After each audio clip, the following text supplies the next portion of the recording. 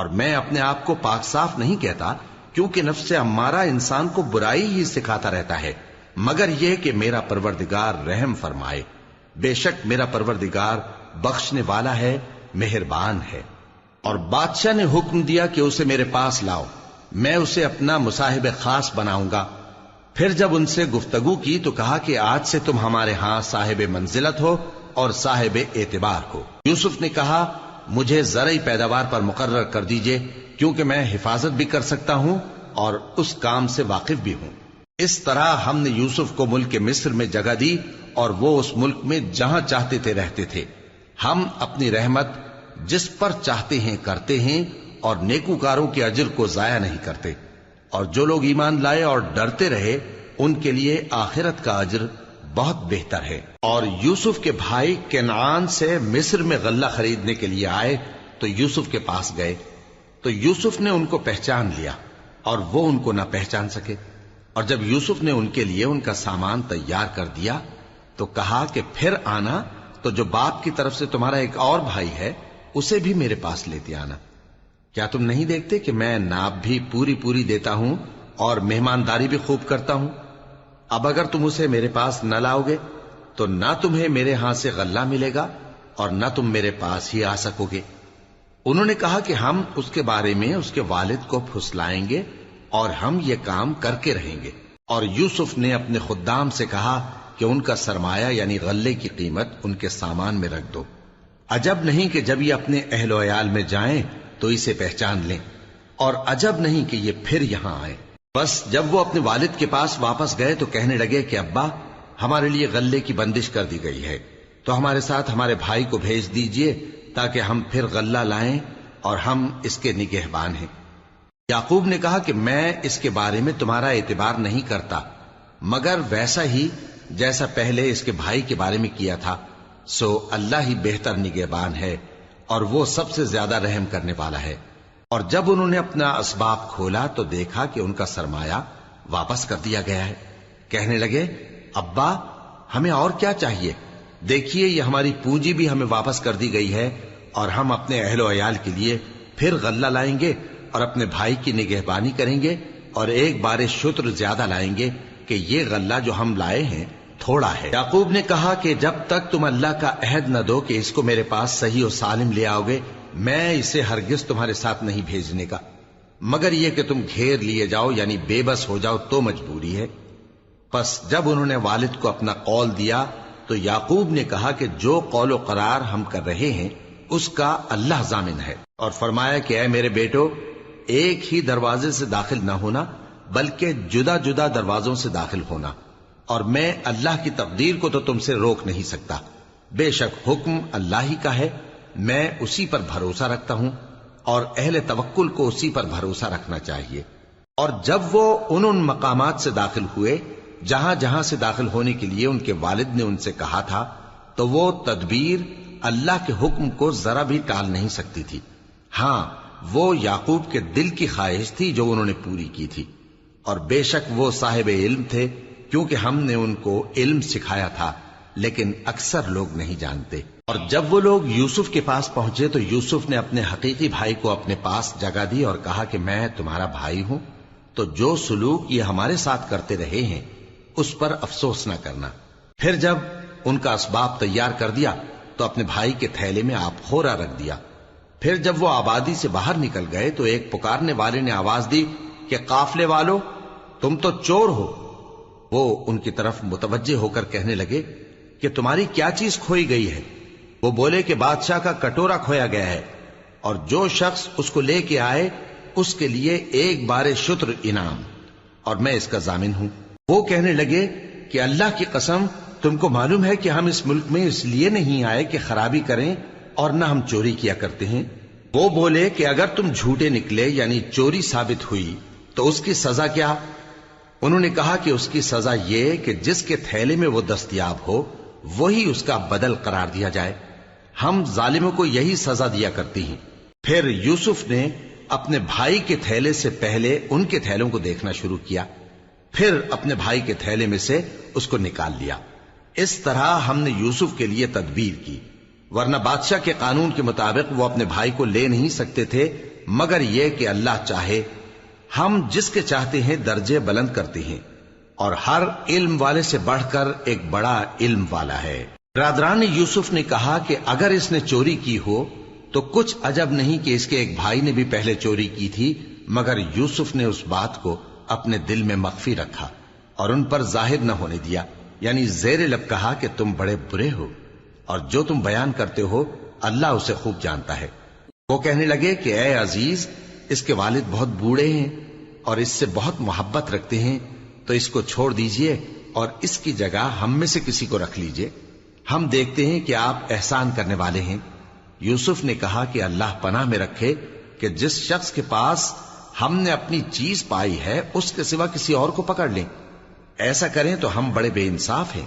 آخر جب وہ اس سے نا امید ہو گئے تو الگ ہو کر صلاح کرنے لگے۔ سب سے بڑے نے کہا، کیا تم نہیں جانتے کہ تمہارے والد نے تم سے اللہ کا عہد لیا ہے اور اس سے پہلے بھی تم یوسف کے بارے میں قصور کر چکے ہو؟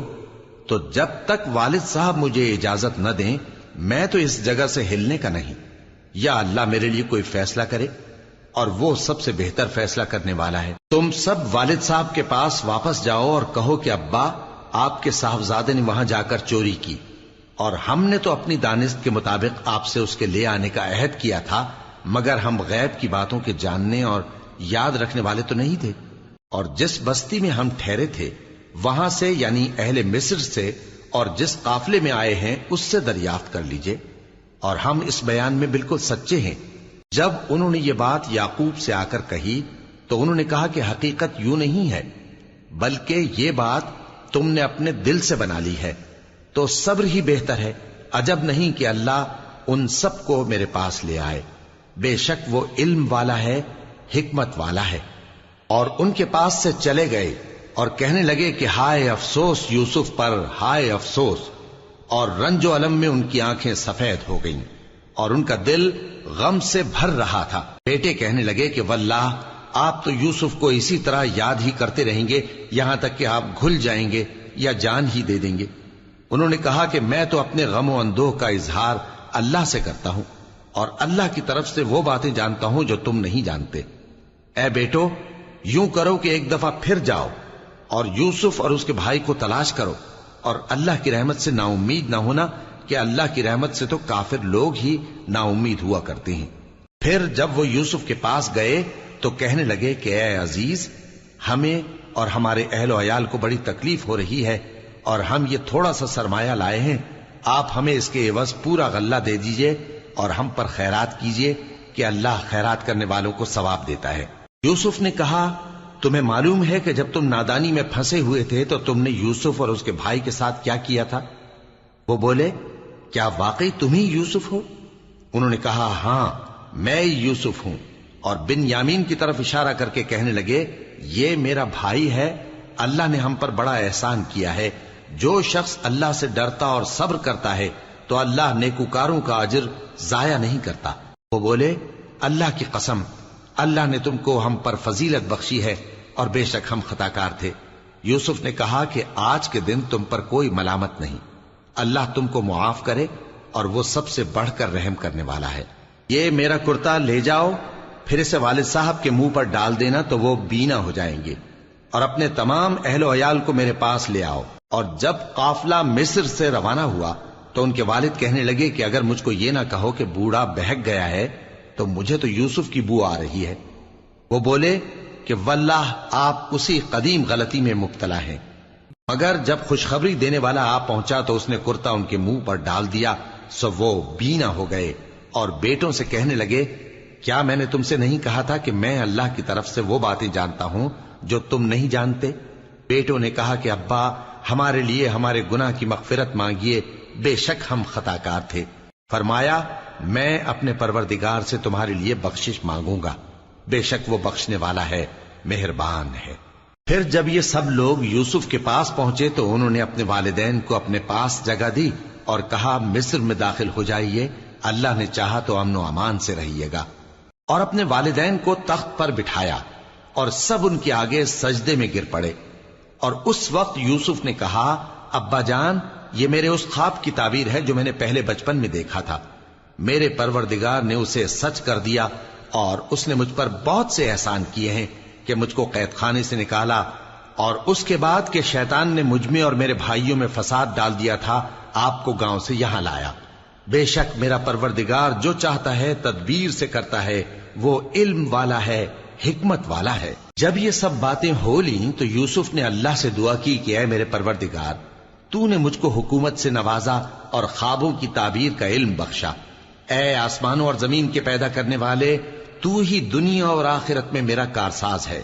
تو مجھے دنیا سے اپنی اطاعت کی حالت میں اٹھائیو اور آخرت میں اپنے نیک بندوں میں داخل کیجو۔ اے پیغمبر، یہ اخبار غیب میں سے ہیں جو ہم تمہاری طرف بھیجتے ہیں۔ اور جب برادران یوسف نے اپنی بات پر اتفاق کیا تھا اور وہ فریب کر رہے تھے تو تم ان کے پاس تو نہ تھے، اور بہت سے آدمی گو تم کتنی خواہش کرو ایمان لانے والے نہیں ہیں، اور تم ان سے اس خیر خواہی کا کچھ صلہ بھی تو نہیں مانگتے۔ یہ قرآن اور کچھ نہیں تمام جہانوں کے لیے نصیحت ہے، اور آسمان و زمین میں بہت سی نشانیاں ہیں جن پر سے یہ گزرتے ہیں اور ان کو نظر انداز کر دیتے ہیں، اور یہ اکثر اللہ پر ایمان نہیں رکھتے مگر اس کے ساتھ شرک بھی کرتے ہیں۔ تو کیا یہ اس بات سے بے خوف ہیں کہ ان پر اللہ کا عذاب نازل ہو کر ان کو ڈھانپ لے، یا ان پر ناگہاں قیامت آ جائے اور انہیں خبر بھی نہ ہو؟ کہہ دو میرا رستہ تو یہ ہے، میں اللہ کی طرف بلاتا ہوں سمجھ بوجھ کر، میں بھی لوگوں کو اللہ کی طرف بلاتا ہوں اور میرے پیراؤ بھی، اور اللہ پاک ہے اور میں شرک کرنے والوں میں سے نہیں ہوں۔ اور ہم نے تم سے پہلے بستیوں کے رہنے والوں میں سے مرد ہی بھیجے تھے جن کی طرف ہم وہی بھیجتے تھے۔ کیا ان لوگوں نے ملک میں سیر و سیاحت نہیں کی کہ دیکھ لیتے کہ جو لوگ ان سے پہلے تھے ان کا انجام کیا ہوا؟ اور متقیوں کے لیے آخرت کا گھر بہت اچھا ہے، کیا تم سمجھتے نہیں؟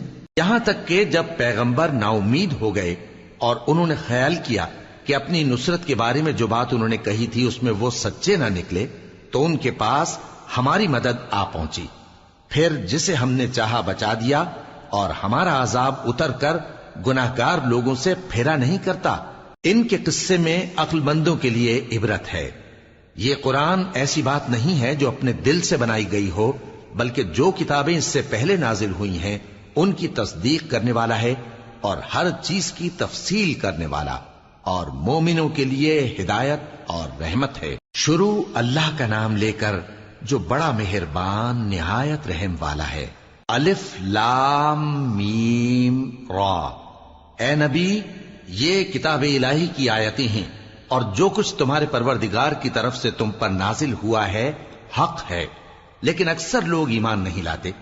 اللہ وہی تو ہے جس نے ستونوں کے بغیر آسمان جیسا کہ تم دیکھتے ہو اتنے اونچے بنائے، پھر عرش پر جلوہ افروز ہوا اور سورج اور چاند کو کام میں لگا دیا، ہر ایک میعاد معین تک گردش کر رہا ہے۔ وہی دنیا کے کاموں کا انتظام کرتا ہے، اس طرح وہ اپنی آیتیں کھول کھول کر بیان کرتا ہے کہ تم اپنے پروردگار کے روبرو جانے کا یقین کرو۔ اور وہی ہے جس نے زمین کو پھیلایا اور اس میں پہاڑ اور دریا پیدا کیے اور ہر طرح کے میووں کی دو دو قسمیں بنائیں۔ وہی رات کو دن کا لباس پہناتا ہے، غور کرنے والوں کے لیے اس میں بہت سی نشانیاں ہیں۔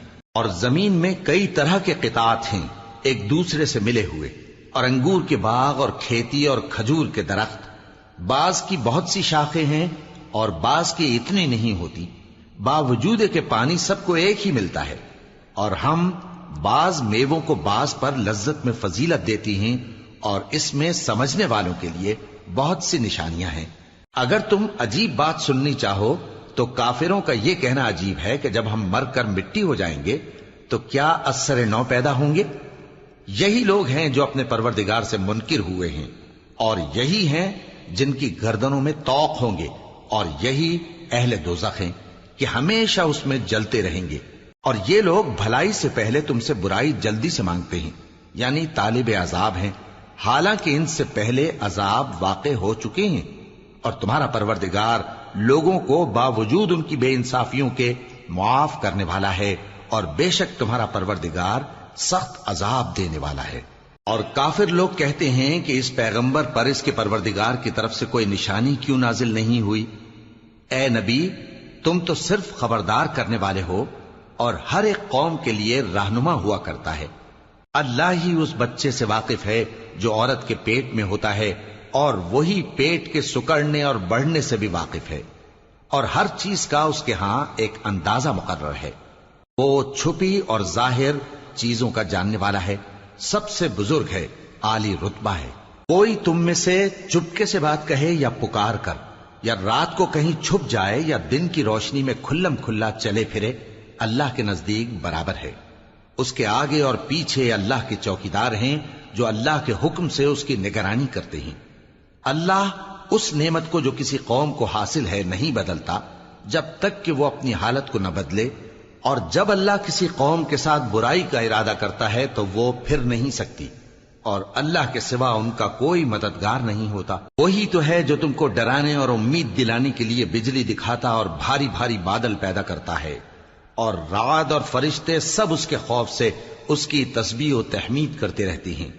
اور وہی بجلیاں بھیجتا ہے، پھر جس پر چاہتا ہے گرا بھی دیتا ہے، جبکہ وہ اللہ کے بارے میں جھگڑتے ہیں، اور وہ بڑی قوت والا ہے۔ کام کا پکارنا تو اسی کا ہے، اور جن کو یہ لوگ اس کے سوا پکارتے ہیں وہ ان کی پکار کو کسی طرح قبول نہیں کرتے، مگر اس شخص کی طرح جو اپنے دونوں ہاتھ پانی کی طرف پھیلا دے تاکہ دور ہی سے اس کے منہ تک آ پہنچے، حالانکہ وہ اس تک کبھی بھی نہیں آ سکتا۔ اور اسی طرح کافروں کی پکار بیکار ہے۔ اور جتنی مخلوقات آسمانوں اور زمین میں ہے، خوشی سے یا ناخوشی سے اللہ کے آگے سجدہ کرتی ہے، اور ان کے سائے بھی صبح و شام سجدے کرتے ہیں۔ ان سے پوچھو کہ آسمانوں اور زمین کا پروردگار کون ہے؟ تم ہی کہہ دو کہ اللہ۔ ان سے کہو کہ کیا تم نے اللہ کو چھوڑ کر ایسے لوگوں کو کارساز بنایا ہے جو خود اپنے نفع و نقصان کا بھی اختیار نہیں رکھتے؟ کہو کیا اندھا اور آنکھوں والا برابر ہیں، یا اندھیرا اور اجالا برابر ہو سکتا ہے؟ بھلا ان لوگوں نے جن کو اللہ کا شریک مقرر کیا ہے، کیا انہوں نے اللہ کسی مخلوقات پیدا کی ہے جس کے سبب ان کے لیے مخلوقات مشتبہ ہو گئی ہے؟ کہہ دو کہ اللہ ہی ہر چیز کا پیدا کرنے والا ہے، اور وہ یکتا ہے، بڑا زبردست ہے۔ اسی نے آسمان سے مے برسایا، پھر اس سے اپنے اپنے اندازے کے مطابق نالے بہ نکلے، پھر پانی پر پھولا ہوا جھاگ آ گیا۔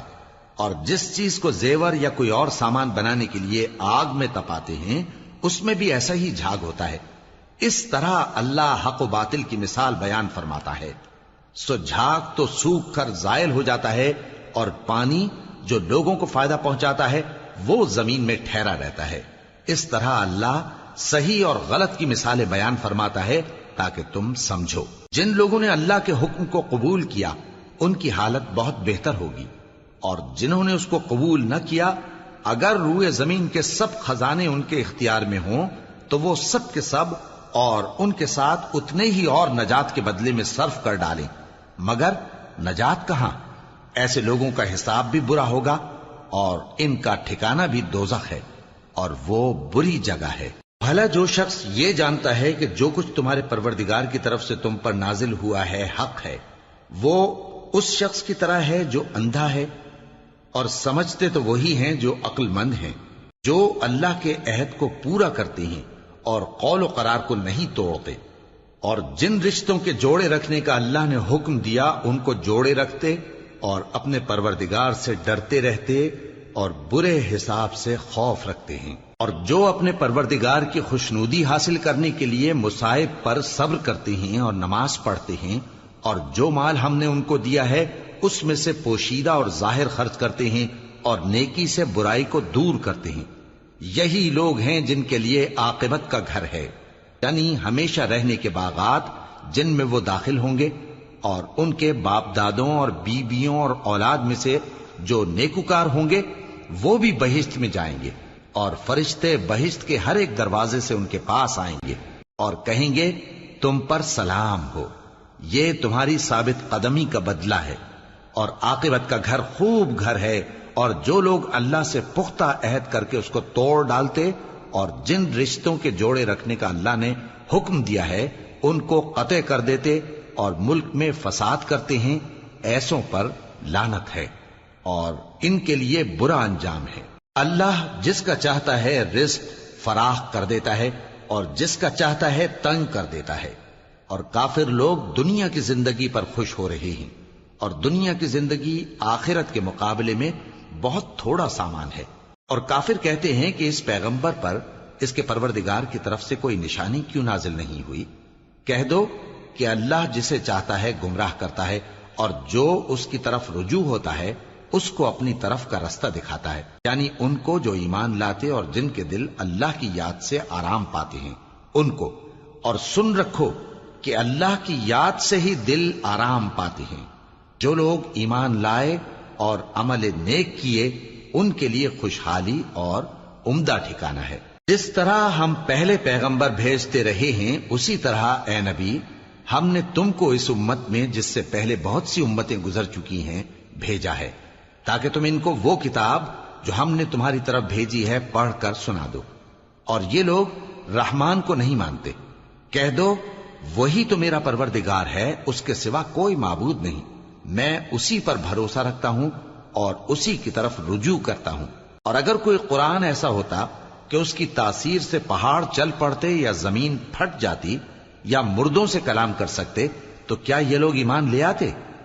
بات یہ ہے کہ سب باتیں اللہ کے اختیار میں ہیں، تو کیا مومنوں کو اس سے اطمینان نہیں ہوا کہ اگر اللہ چاہتا تو سب لوگوں کو ہدایت کے رستے پر چلا دیتا؟ اور کافروں پر ہمیشہ ان کے اعمال کے بدلے آفت آتی رہے گی یا ان کے مکانات کے قریب نازل ہوتی رہے گی یہاں تک کہ اللہ کا وعدہ آ پہنچے۔ بے شک اللہ وعدہ خلاف نہیں کرتا۔ اور تم سے پہلے بھی رسولوں کے ساتھ تمسخر ہوتے رہے ہیں، تو میں نے کافروں کو مہلت دی، پھر میں نے ان کو پکڑ لیا، سو دیکھ لو کہ میرا عذاب کیسا رہا۔ تو کیا وہ جو ہر شخص کے اعمال کا نگراں و نگہبان ہے وہ بتوں کی طرح بے علم و بے خبر ہو سکتا ہے؟ اور ان لوگوں نے اللہ کے شریک مقرر کر رکھے ہیں۔ ان سے کہو کہ ذرا ان کے نام تو لو۔ کیا تم اسے ایسی چیزیں بتاتے ہو جو روئے زمین پر ہیں اور اسے معلوم نہیں، یا تم لوگ محض سطحی بات کی تقلید کرتے ہو؟ اصل یہ ہے کہ کافروں کو ان کے فریب خوبصورت معلوم ہوتے ہیں اور وہ ہدایت کے رستے سے روک لیے گئے ہیں، اور جسے اللہ گمراہ رہنے دے اسے کوئی ہدایت کرنے والا نہیں۔ ان کو دنیا کی زندگی میں بھی عذاب ہے اور آخرت کا عذاب تو بہت ہی سخت ہے، اور ان کو اللہ کے عذاب سے کوئی بھی بچانے والا نہیں۔ جس جنت کا پرہیزگاروں سے وعدہ کیا گیا ہے اس کی شان یہ ہے کہ اس کے نیچے نہریں بہ رہی ہیں، اس کے پھل ہمیشہ باقی رہنے والے ہیں اور اس کے سائے بھی۔ یہ ان لوگوں کا انجام ہے جو متقی ہیں، اور کافروں کا انجام دوزخ ہے۔ اور جن لوگوں کو ہم نے کتاب دی ہے وہ اس کتاب سے جو تم پر نازل ہوئی ہے خوش ہوتی ہیں، اور بعض فرقے اس کی بعض باتیں نہیں بھی مانتے۔ کہہ دو کہ مجھ کو یہی حکم ہوا ہے کہ اللہ ہی کی عبادت کروں اور اس کے ساتھ کسی کو شریک نہ بناؤں، میں اسی کی طرف بلاتا ہوں اور اسی کی طرف مجھے لوٹنا ہے۔ اور اسی طرح ہم نے اس قرآن کو عربی زبان کا فرمان بنا کر نازل کیا ہے، اور اگر تم علم آ جانے کے بعد ان لوگوں کی خواہشوں کے پیچھے چلو گے تو اللہ کے سامنے کوئی نہ تمہارا مددگار ہوگا اور نہ کوئی بچانے والا۔ اور اے نبی ہم نے تم سے پہلے بھی پیغمبر بھیجے تھے اور ان کو بیویاں اور اولاد بھی دی تھیں، اور کسی پیغمبر کے اختیار کی بات نہ تھی کہ اللہ کے حکم کے بغیر کوئی نشانی لے آتا۔ ہر حکم قضا کتاب میں لکھا ہوا ہے۔ اللہ جس چیز کو چاہتا ہے مٹا دیتا ہے اور جس کو چاہتا ہے باقی رکھتا ہے، اور اسی کے پاس اصل کتاب ہے۔ اور اگر ہم کوئی عذاب جس کا ان لوگوں سے وعدہ کرتے ہیں تمہیں دکھائیں، یعنی تمہارے روبرو ان پر نازل کریں، یا تمہاری مدت حیات پوری کر دیں، یعنی تمہارے انتقال کے بعد عذاب بھیجیں، تو تمہارا کام ہمارے احکام کا پہنچا دینا ہے اور ہمارا کام حساب لینا ہے۔ کیا انہوں نے نہیں دیکھا کہ ہم زمین کو اس کے کناروں سے گھٹاتے چلے آ رہے ہیں؟ اور اللہ جیسا چاہتا ہے حکم کرتا ہے، کوئی اس کے حکم کا رد کرنے والا نہیں، اور وہ جلد حساب لینے والا ہے۔ جو لوگ ان سے پہلے تھے وہ بھی بہتیری تدبیریں کرتے رہے ہیں، سو تدبیر تو سب اللہ ہی کی ہوتی ہے۔ ہر شخص جو کچھ کر رہا ہے اللہ اسے جانتا ہے، اور کافر جلد معلوم کر لیں گے کہ آخرت میں اچھا انجام کس کے لیے ہوتا ہے۔ اور کافر لوگ کہتے ہیں کہ تم پیغمبر نہیں ہو۔ کہہ دو کہ میرے اور تمہارے درمیان اللہ اور وہ شخص جس کے پاس کتاب آسمانی کا علم ہے بطور گواہ کافی ہے۔ شروع اللہ کا نام لے کر جو بڑا مہربان نہایت رحم والا ہے۔ الف لام را، یہ ایک پر نور کتاب ہے، اس کو ہم نے تم پر اس لیے نازل کیا ہے کہ تم لوگوں کو اندھیروں سے نکال کر روشنی کی طرف لے جاؤ، یعنی ان کے پروردگار کے حکم سے عزت والے خوبیوں والے مالک کے راستے کی طرف، یعنی اس اللہ کے راستے کی طرف کہ جو کچھ آسمانوں اور زمین میں ہے سب اسی کا ہے، اور ان کافروں کے لیے عذاب شدید کی وجہ سے تباہی اور بربادی مقدر ہے، جو آخرت کے مقابلے میں دنیاوی زندگی کو پسند کرتے اور لوگوں کو اللہ کے راستے سے روکتے اور اس میں کجی چاہتے ہیں۔ یہ لوگ بڑے دور کی گمراہی میں ہیں، اور ہم نے کوئی پیغمبر نہیں بھیجا مگر وہ اپنی قوم کی زبان بولتا تھا تاکہ انہیں احکام الہی کھول کھول کر بتا دے۔ پھر اللہ جسے چاہتا ہے گمراہ رہنے دیتا ہے اور جسے چاہتا ہے ہدایت دیتا ہے، اور وہ غالب ہے، حکمت والا ہے۔ اور ہم نے موسیٰ کو اپنی نشانیاں دے کر بھیجا کہ اپنی قوم کو تاریکیوں سے نکال کر روشنی میں لے جاؤ اور ان کو اللہ کے دن یاد دلاؤ، اور اس میں ان لوگوں کے لیے جو صابر و شاکر ہیں نشانیاں ہیں۔ اور جب موسیٰ نے اپنی قوم سے کہا کہ اللہ نے جو تم پر مہربانیاں کی ہیں ان کو یاد کرو، جبکہ اس نے تم کو فرعون کی قوم سے رہائی بخشی، وہ لوگ تمہیں برے برے عذاب دیتے تھے اور تمہارے بیٹوں کو مار ڈالتے تھے اور تمہاری لڑکیوں کو زندہ رہنے دیتے تھے، اور اس میں تمہارے پروردگار کی طرف سے بڑی آزمائش تھی۔ اور جب تمہارے پروردگار نے تم کو آگاہ کیا کہ اگر شکر کرو گے تو میں تمہیں زیادہ دوں گا، اور اگر ناشکری کرو گے تو یاد رکھو کہ میرا عذاب بھی سخت ہے۔ اور موسیٰ نے صاف صاف کہہ دیا کہ اگر تم اور جتنے اور لوگ زمین میں ہیں سب کے سب ناشکری کرو تو بھی اللہ بے نیاز ہے، قابل تعریف ہے۔ بھلا تم کو ان لوگوں کے حالات کی خبر نہیں پہنچی جو تم سے پہلے تھے، یعنی نوح اور عاد اور سمود کی قوم اور جو ان کے بعد تھے، جن کا علم اللہ کے سوا کسی کو نہیں۔ جب ان کے پاس ان کے پیغمبر نشانیاں لے کر آئے تو انہوں نے اپنے ہاتھ ان کے منہوں پر رکھ دیے کہ خاموش رہو، اور کہنے لگے کہ ہم تو تمہاری رسالت کو تسلیم نہیں کرتے، اور جس چیز کی طرف تم ہمیں بلاتے ہو ہم کو اس میں بھاری شک ہے۔ ان کے پیغمبروں نے کہا، کیا تم کو اللہ کے بارے میں شک ہے جو آسمانوں اور زمین کا پیدا کرنے والا ہے؟ وہ تمہیں اس لیے بلاتا ہے کہ تمہارے گناہ بخشے اور ایک مدت مقرر تک تم کو مہلت دے۔ وہ بولے کہ تم تو ہمارے ہی جیسے آدمی ہو، تمہارا یہ منشا ہے کہ جن چیزوں کو ہمارے بڑے پوجتے رہے ہیں ان کے پوجنے سے تم ہمیں روک دو، تو اچھا کوئی کھلی دلیل لاؤ، یعنی معجزہ دکھاؤ۔ پیغمبروں نے ان سے کہا کہ ہاں ہم تمہارے ہی جیسے آدمی ہیں، لیکن اللہ اپنے بندوں میں سے جس پر چاہتا ہے نبوت کا احسان کرتا ہے، اور ہمارے اختیار کی بات نہیں کہ ہم اللہ کے حکم کے بغیر تم کو تمہاری فرمائش کے مطابق معجزہ دکھائیں، اور اللہ ہی پر مومنوں کو تو بھروسہ رکھنا چاہیے۔ اور ہم کیوں اللہ پر بھروسہ نہ رکھیں حالانکہ اس نے ہم کو ہمارے دین کے سیدھے رستے بتائے ہیں، اور جو تکلیفیں تم ہم کو دیتے ہو اس پر ہم صبر کریں گے، اور اہل توکل کو تو اللہ ہی پر بھروسہ رکھنا چاہیے۔ اور جو کافر تھے انہوں نے اپنے پیغمبروں سے کہا کہ یا تو ہم تم کو اپنے ملک سے باہر نکال دیں گے یا تم ہمارے مذہب میں واپس آ جاؤ۔ بس ان کے پروردگار نے ان کی طرف وحی بھیجی کہ ہم ظالموں کو ہلاک کر دیں گے اور ان کے بعد تم کو اس زمین میں آباد کر دیں گے۔ یہ اس شخص کے لیے ہے جو قیامت کے روز میرے سامنے کھڑے ہونے سے ڈرے اور میرے عذاب سے خوف کرے۔ اور پیغمبروں نے اللہ سے فتح چاہی اور ہر سرکش ضدی نامراد رہ گیا۔ اس کے پیچھے دوزخ ہے اور اسے پیپ والا پانی پلایا جائے گا، وہ اس کو گھونٹ گھونٹ کر کے پیے گا اور گلے سے نہیں اتار سکے گا، اور ہر طرف سے اسے موت آ رہی ہوگی مگر وہ مرنے میں نہیں آئے گا، اور اس کے بعد سخت عذاب ہوگا۔ جن لوگوں نے اپنے پروردگار سے کفر کیا ان کے اعمال کی مثال راکھ کی سی ہے کہ آندھی کے دن اس پر زور کی ہوا چلے جو اسے اڑا لے جائے۔ اسی طرح جو کام وہ کرتے رہے ان پر ان کو کچھ قابو نہ ہوگا۔ یہی تو پرلے سرے کی گمراہی ہے۔ کیا تم نے نہیں دیکھا کہ اللہ نے آسمانوں اور زمین کو تدبیر سے پیدا کیا ہے؟ اگر وہ چاہے تو تم کو نابود کر دے اور تمہاری جگہ نئی مخلوق پیدا کر دے، اور یہ اللہ کو کچھ بھی مشکل نہیں۔ اور قیامت کے دن سب لوگ اللہ کے سامنے کھڑے ہوں گے تو غریب پیروکار بڑے بن بیٹھنے والوں سے کہیں گے کہ ہم تو تمہارے پیرو تھے، کیا تم اللہ کا کچھ عذاب ہم پر سے دفع کر سکتے ہو؟ وہ کہیں گے کہ اگر اللہ ہم کو ہدایت کرتا تو ہم تم کو ہدایت کرتے۔ اب ہم گھبراہٹ ظاہر کریں یا صبر کریں ہمارے حق میں برابر ہے، کوئی جگہ رہائی کی ہمارے لیے نہیں ہے۔ اور جب حساب کتاب کا کام فیصل ہو چکے گا تو شیطان کہے گا جو وعدہ اللہ نے تم سے کیا تھا وہ تو سچا تھا، اور جو وعدہ میں نے تم سے کیا تھا وہ جھوٹا تھا، اور میرا تم پر کسی طرح کا زور نہیں تھا۔ ہاں، میں نے تم کو گمراہی اور باطل کی طرف بلایا تو تم نے جلدی سے اور بے دلیل میرا کہنا مان لیا۔ تو آج مجھے ملامت نہ کرو، اپنے آپ ہی کو ملامت کرو۔ نہ میں تمہاری فریاد رسی کر سکتا ہوں اور نہ تم میری فریاد رسی کر سکتے ہو۔ میں اس بات سے انکار کرتا ہوں کہ تم پہلے مجھے شریک بناتے تھے۔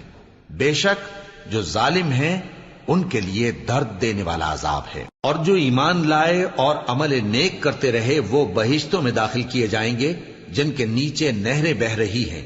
اپنے پروردگار کے حکم سے وہ ہمیشہ ان میں رہیں گے، وہاں وہ ہر ملاقات پر ایک دوسرے کو سلام کہیں گے۔ کیا تم نے نہیں دیکھا کہ اللہ نے کلمہ طیبہ کی کیسی مثال بیان فرمائی ہے؟ وہ ایسی ہے جیسے پاکیزہ درخت جس کی جڑ مضبوط ہو اور شاخیں آسمان میں پھیلی ہوں۔ وہ اپنے پروردگار کے حکم سے ہر موقع پر پھل لاتا ہو، اور اللہ لوگوں کے لیے مثالیں بیان فرماتا ہے تاکہ وہ نصیحت حاصل کریں۔ اور ناپاک بات یعنی غلط عقیدے کی مثال ناپاک درخت کی سی ہے کہ وہ زمین کے اوپر ہی سے اکھیڑ کر پھینک دیا جائے، اس کو ذرا بھی قرار و ثبات نہیں۔ اللہ مومنوں کے دلوں کو صحیح اور پکی بات سے دنیا کی زندگی میں بھی مضبوط رکھتا ہے اور آخرت میں بھی رکھے گا، اور اللہ بے انصافوں کو گمراہ کر دیتا ہے، اور اللہ جو چاہتا ہے کرتا ہے۔ کیا تم نے ان لوگوں کو نہیں دیکھا جنہوں نے اللہ کے احسان کو ناشکری سے بدل دیا اور اپنی قوم کو تباہی کے گھر میں لا اتارا، یعنی دوزخ میں، کہ سب ناشکرے اس میں داخل ہوں گے اور وہ برا ٹھکانہ ہے۔ اور ان لوگوں نے اللہ کے شریک مقرر کیے کہ لوگوں کو اس کے رستے سے گمراہ کریں۔ کہہ دو کہ چند روز فائدے اٹھا لو، آخر کار تم کو دوزخ کی طرف لوٹ کر جانا ہے۔ اے پیغمبر، میرے مومن بندوں سے کہہ دو کہ نماز پڑھا کریں، اور اس دن کے آنے سے پیشتر جس میں نہ اعمال کا سودا ہوگا اور نہ دوستی کام آئے گی، ہمارے دیے ہوئے مال میں سے پوشیدہ اور علانیہ خرچ کرتے رہیں۔ اللہ ہی تو ہے جس نے آسمانوں اور زمین کو پیدا کیا اور آسمان سے مے برسایا، پھر اس سے تمہارے کھانے کے لیے پھل پیدا کیے اور کشتیوں اور جہازوں کو تمہارے زیر فرمان کیا تاکہ وہ سمندر میں اس کے حکم سے چلیں، اور نہروں کو بھی تمہارے زیر فرمان کیا، اور سورج اور چاند کو تمہارے لیے کام میں لگا دیا کہ دونوں دن رات ایک ڈگر پر چل رہے ہیں، اور رات اور دن کو بھی تمہاری خاطر کام میں لگا دیا، اور جو کچھ تم نے مانگا سب میں سے تم کو عنایت کیا۔ اور اگر اللہ کے احسان گننے لگو تو شمار نہ کر سکو، مگر لوگ نعمتوں کا شکر نہیں کرتے۔ کچھ شک نہیں کہ انسان بڑا بے انصاف ہے، ناشکرا ہے۔ اور جب ابراہیم نے دعا کی کہ اے میرے پروردگار، اس شہر کو لوگوں کے لیے امن کی جگہ بنا دے، اور مجھے اور میری اولاد کو اس بات سے کہ بتوں کی پرستش کرنے لگیں بچائے رکھیو۔